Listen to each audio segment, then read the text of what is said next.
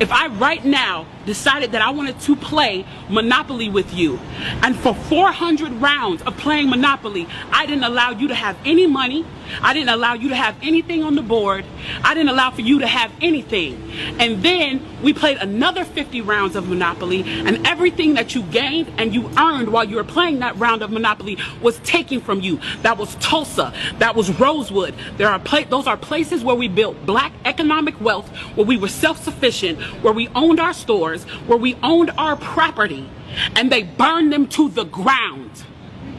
So that's 450 years. So for 400 rounds of Monopoly, you don't get to play at all. Not only do you not get to play, you have to play on the behalf of the person that you're playing against.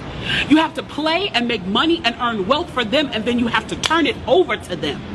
So then for 50 years, you finally get a little bit and you're allowed to play. And every time that they don't like the way that you're playing, or that you're catching up, or that you're doing something to be self-sufficient, they burn your game.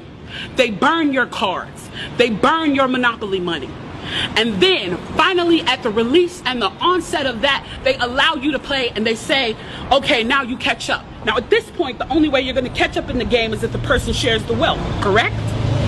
But what if every time you share the wealth, then there's psychological warfare against you to say, oh, you're an equal opportunity hire.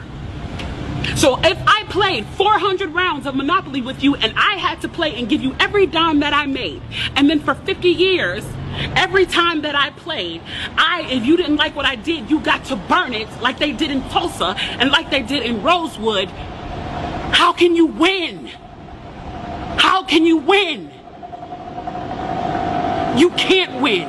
The game is fixed. So when they say, why do you burn down the community? Why do you burn down your own neighborhood? It's not ours. We don't own anything. We don't own anything.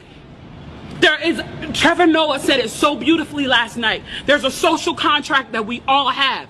That if you steal or if I steal, then the person who is the authority comes in and they fix the situation. But the person who fixes the situation is killing us. So the social contract is broken. And if the social contract is broken, why the fuck do I give a shit about burning the fucking Football Hall of Fame, about burning a fucking Target? You broke the contract when you killed us in the streets and didn't give a fuck. You broke the contract when for 400 years we played your game and built your wealth. You broke the contract when we built our wealth again on our own, by our bootstraps in Tulsa, and you dropped bombs on us. When we built it in Rosewood and you came in and you slaughtered us.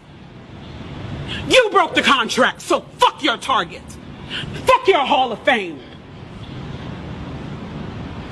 As far as I'm concerned, they could burn this bitch to the ground. And it still wouldn't be enough. And they are lucky that what black people are looking for is equality and not revenge.